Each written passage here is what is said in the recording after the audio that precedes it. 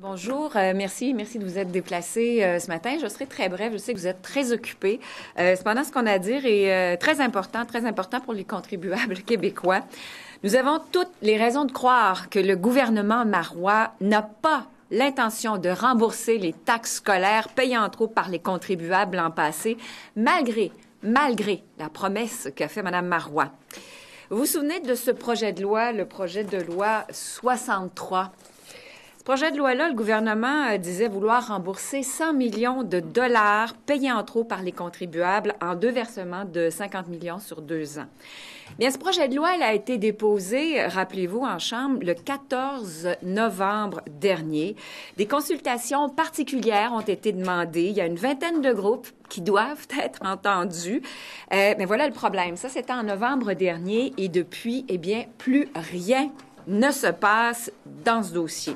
Alors, ce matin, nous exigeons que le gouvernement rembourse les citoyens avant le déclenchement d'une élection.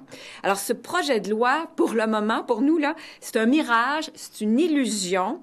On nous fait croire qu'on va nous rembourser, mais il n'y a rien de plus incertain.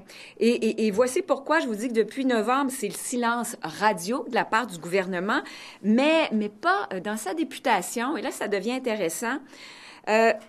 Un des députés de Mme Marois, M. Sylvain Pagé, a laissé entendre dans une entrevue accordée à un journal des Laurentides que ce projet de loi ne pourrait ne pas être adopté avant la prochaine élection. Il a même dit qu'il pourrait être abandonné. Alors, je vous ai distribué l'article du journal. Je vous cite l'extrait de ses propos, des propos étonnants qui sont tirés d'un article du Laurentide Express daté d'il y a à peine 3 jours. Alors, c'est tout récent. Le député Pagé rappelle que ces compressions sont toujours à l'étape de projet, que rien n'a été déposé ni débattu. Et là, je le cite.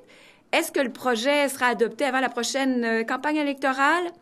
Je ne sais pas. Selon lui, une consultation est prévue et des modifications mineures ou majeures, voire même l'abandon ou la reprise du projet pourrait survenir.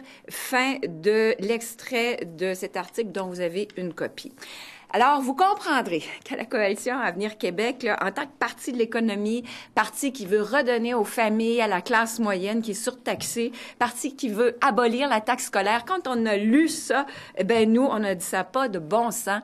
Il faut en parler. Le gouvernement est en train de faire un écran de fumée avec ce projet de loi 63 et nous craignons fortement qu'il n'y ait pas de remboursement de taxes scolaires. Alors aujourd'hui, nous demandons donc au gouvernement péquiste d'appeler le projet de loi 63 dès la rentrée parlementaire et de s'engager à l'adopter avant la prochaine élection. Je vous rappelle que dans pratiquement toutes les régions du Québec, il y a eu d'importantes augmentations de comptes de taxes scolaires cet été. Probablement avez-vous eu un compte de taxes salées? Les pourcentages qui varient d'un petit pourcentage à 70, 75, 80, on a même vu du 100%. Il n'y a pas une ville où c'est la même chose. Et je vous rappelle que cette hausse de taxes scolaires qui a été sous-traitée aux commissions scolaires par le gouvernement Marois a été adoptée lors du projet de loi 25 qui a été adopté en juin dernier avec la complicité de Philippe Couillard et du Parti libéral du Québec. Alors, le Parti libéral et le Parti québécois ont adopté le projet de loi 25 qui a permis aux commissions scolaires d'aller piger dans les poches des contribuables.